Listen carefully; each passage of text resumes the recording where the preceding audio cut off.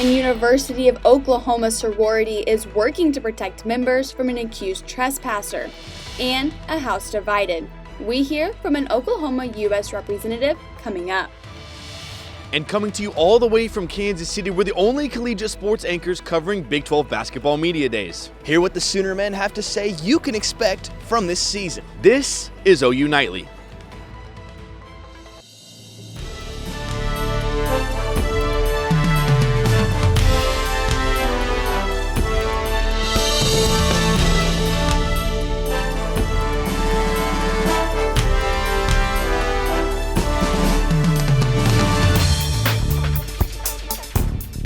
Thanks for watching OU Nightly. I'm Bailey Coyle. And I'm Snowforth. We begin with breaking news. President Joe Biden says Egypt's president has agreed to allow 20 trucks of humanitarian aid to the Gaza Strip. Israel is allowing this following a deadly hospital blast in Gaza. The aid will include water, food, and other supplies as doctors struggle to treat blast victims. This is the latest development to come out of Biden's trip to Israel. CNN's Karen Kaifa has more details on the president's trip to the war-torn country. President Biden in Tel Aviv Wednesday, pledging U.S. support for Israel in its fight against Hamas. I come to Israel with a single message. You're not alone. You are not alone. Biden with Secretary of State Antony Blinken, who traveled to Israel last week as part of a 7-nation tour showing U.S. solidarity. But further administration plans may be delayed by Congress. On Wednesday, the Senate Foreign Relations Committee met to consider Biden's nominee for ambassador to Israel, former Treasury Secretary Jack Lew. Senate Republicans expressed concerns about Lew's involvement in the 2015 Obama administration Iran nuclear deal. I'm going to have some questions for you about your activities in what I think was a backhanded way of supporting Iran. But Senate Democrats are pushing back and urging Lew's swift confirmation, as the U.S. has been without an ambassador to Israel since July.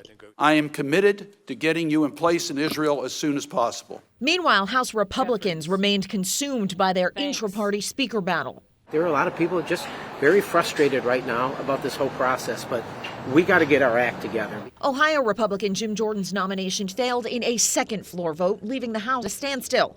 In Tel Aviv, President Biden said he plans to ask Congress for an unprecedented support package for Israel's defense later this week. A University of Oklahoma sorority is taking action to protect its members after they said a man trespassed into its property. OU Nightly's Mecca Thompson is live from the Norman Police Department. Mecca, what does the ongoing investigation stand? Snow Bailey, the Tri Delta sorority house on OU's campus has filed a report against a man for trespassing on their private property. According to the police report, the suspect was 41-year-old Matthew Landsberger. Officers say he left knives, underwear, and a love letter on their doorstep. In a statement sent to OU Nightly, Tri Delta says they are grateful to law enforcement for ensuring their safety and will be working to provide the safest atmosphere for their members. Now, OU Nightly is still working to bring you more details about this investigation. As we learn more, we will keep you updated. Reporting from Norman PD, Mecca Thompson, OU Nightly. Thanks, Mecca. Now, it may be fall out there, but it has not been feeling like it. Yeah, I wore my jacket this morning and definitely did not need it. OU Nightly meteorologist Drake Foley has a look at the latest temperatures.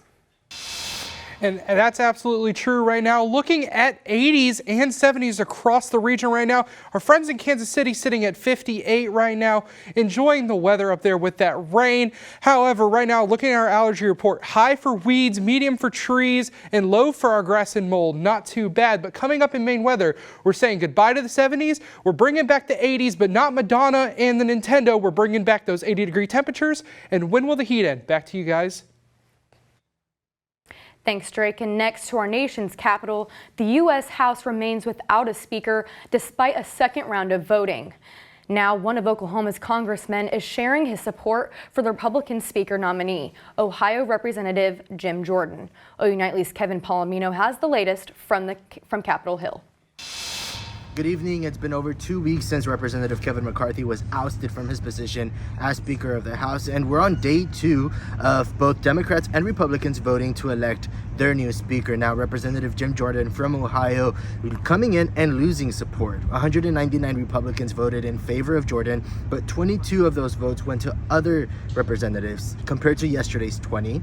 All 5 members of the Oklahoma delegation, however, still supporting Jordan. That has not changed since the very beginning. And actually, Representative Tom Cole opened up today's session with providing the nominating speech, or the nomination speech, for Representative Jordan. In his speech, he spoke about border security and spending, which are issues of great importance nationally. But he also talked about Social Security and Medicaid. Take a look. But unlike any other speaker we've had, he's had the courage to talk about a long-term plan and to get at the real drivers of debt. And we all know what they are. We all know it's Social Security. We all know it's Medicare. We all know it's Medicaid. Now, Gaylord News has reported since the very beginning that Representative Cole's name has been floated multiple times as a potential candidate for Speaker if the House could not come to a decision. He actually received 1 vote during yesterday's session, but received none today. Gaylord News spoke to Don Bacon from Nebraska, and he tells us that Cole would actually be a great speaker, and he even threw Representative Kevin Hern's name into the mix. Now, we're also hearing that Jim Jordan does not want to have another floor vote tonight, but we might expect the Republican conference to meet behind closed doors. Reporting from Washington, D.C. for Gaylord News, I'm Kevin Palomino. Thanks, Kevin. And a 3rd vote is scheduled for tomorrow at noon. The House cannot pass any legislation until someone meets the threshold to become Speaker. And an investigation is underway following a deadly hospital blast in Gaza, igniting protest here in the U.S. Kennedy Patterson has that and the rest of today's headlines from the News Center. A United Nations official is calling for an investigation into what caused a deadly blast at a Gaza hospital. Both Israeli and Palestinian officials have blamed each other for the blast that killed hundreds. The U.S. National Security Council says its analysis shows Israel not at fault. Here in the U.S., protesters from Jewish groups gathered at the nation's capital to rally for a ceasefire. They are blaming Israel for the ongoing violence in the area. Protesters are demanding Congress stop Israel Defense Forces from attacking Gaza and let humanitarian aid into the area. The same group is responsible for shutting down all entrances to the White House on Monday, resulting in 30 arrests. A second plane of Americans fleeing from Israel landed in Florida today. Many were stranded in Israel following the Hamas terrorist attack nearly 2 weeks ago. The partnership between the state of Florida and the nonprofit group Project Dynamo are responsible for their return. Florida's Division of Emergency Management says it plans to have more flights filled with evacuees later this week. This is part of an executive order signed by Florida Governor Ron DeSantis that enables state emergency management to bring Floridians home. Bailey Snow, back to you. Thanks, Kennedy. A Florida city is cleaning up after being hit by tornadoes. How recovering efforts are coming along after the break. An El Nino could bring a colder winter for Texas. Why Texans are worried about the ability to heat their homes when we return.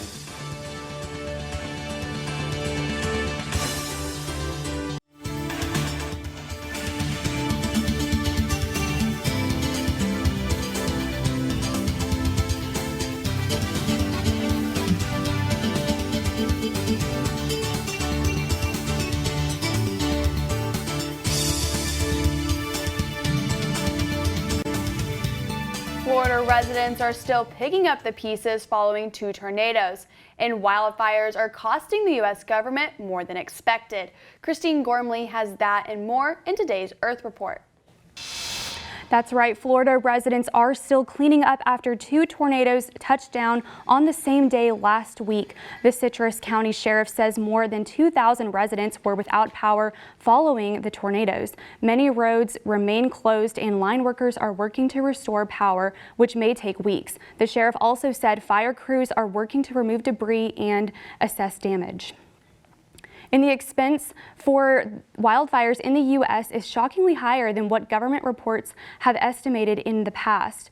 A new report suggests wildfires could be costing the U.S. economy as much as $893 billion every year. That is more than double what was previously thought. This report includes impacts on real estate value, premature deaths and health risks from wildfires, smoke, as well as threats to watersheds and income loss.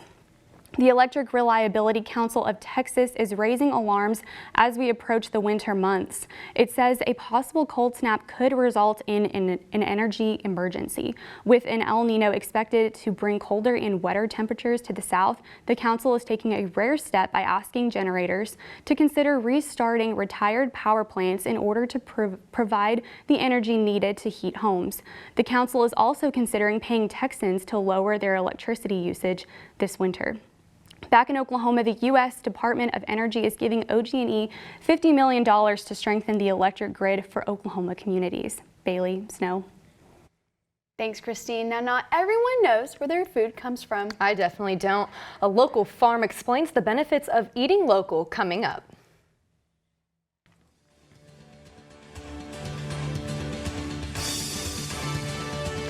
And coming up after the break, we're going to talk about when we're going to see that cold return.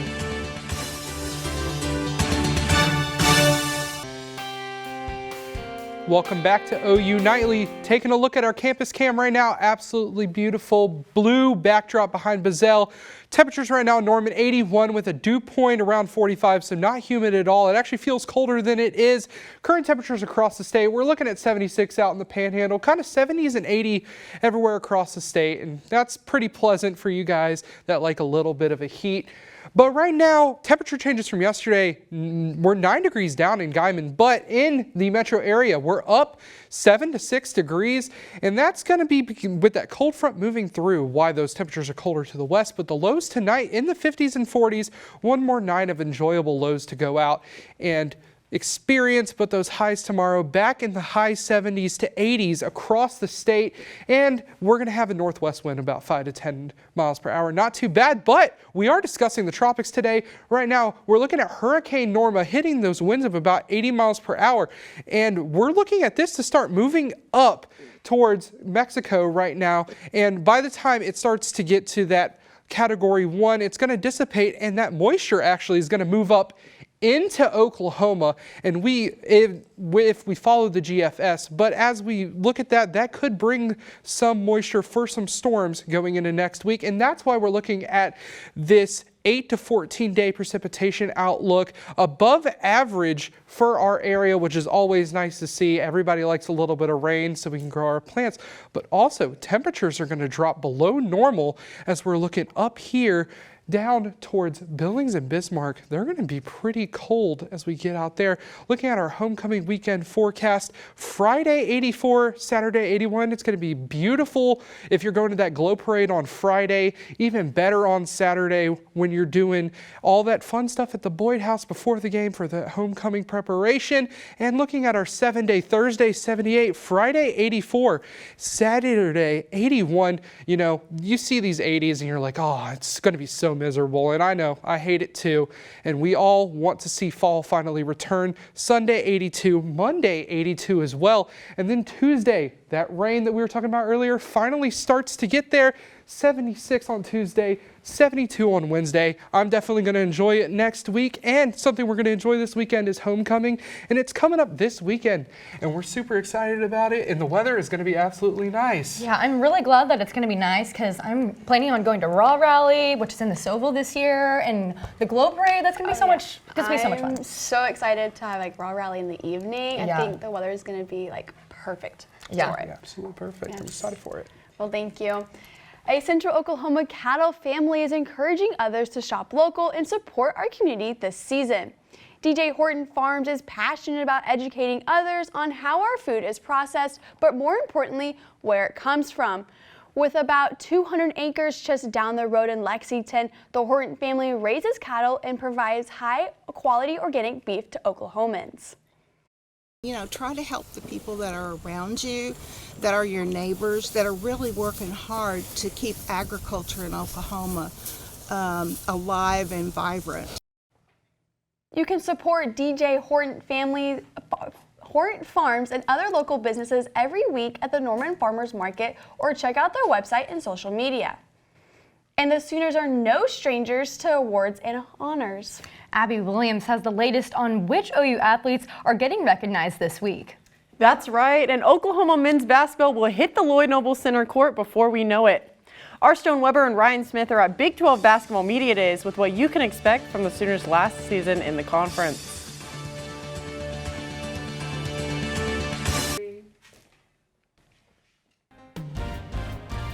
I'm Abby Williams, and it's time for sports. Sooner basketball is preparing for their farewell season in the Big 12 Conference. OU Nightly's Stone Weber and Ryan Smith are in Kansas City with the men's team for Big 12 Basketball Media Days. Greetings from Kansas City. We're here covering Big 12 Basketball Media Days. He's Ryan Smith. I'm Stone Weber. And Ryan, last season, a tough one for OU men's basketball. You hit the nail on the head there, Stone. 5-13 in Big 12 play. Only 2 road wins on the season for Porter Mosher squad, and that left them out of the big dance for the second straight season. And part of the recipe to getting back to the big dance is home court advantage. And then the next thing we do is we got to be better at home.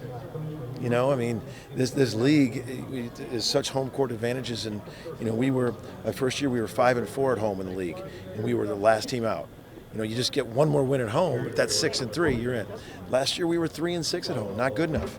We've got to do better at home and take care of that home court advantage. Yeah, and Ryan, the Sooners, they've been so close to making the tournament these past 2 years. This could be the year they get over the hump. Maybe, Stone, but things aren't getting any easier for the Sooners as they come in ranked 12th in the preseason Big 12 poll. But graduate transfer Latrey Darthur is going into the season opener with a chip on his shoulder. All it does is just put a chip on our shoulder.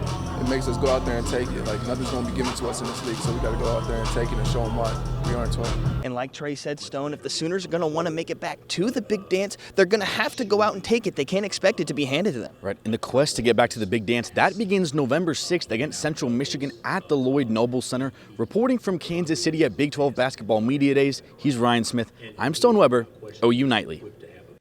Thanks, Stone and Ryan. Skylar Vann is cooking on the court and was named to this year's preseason watch list for the Cheryl Miller Award.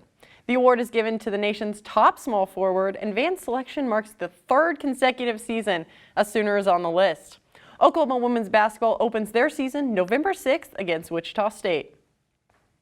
Having the most tackles in the Big 12 Conference is no easy feat. OU linebacker Danny Stutzman's name is on several midseason All-American watch lists. Despite all the recognition, the Sooner star is taking things just one game at a time. Yeah, I mean, the goal is to go 1-0 every single week. You know, it's been the narrative, you know, week in, week out. You know, we haven't really accomplished anything, you know, coming off a big one like that. You know, it's easy to kind of get, you know, held up on that, but we put the game away, you know, studied the film, which is kind of tough to do. It's easy to overlook a game like that. You know, we did a really in-depth analysis, could fix all those mistakes we had against Texas, and now we're ready for UCF. The best of the best return to the softball diamond tonight for Game 2 of the Oklahoma Battle Series. Patty Gasso's squad is suiting up to play themselves, where the race for individual champion of the series heats up. First pitch is at 6 tonight at Marita Hines Field. Bailey, Snow? Coming up, there's now a way you can get Chick-fil-A on Sundays. And also get the restaurant's discontinued items. We'll tell you how when we return.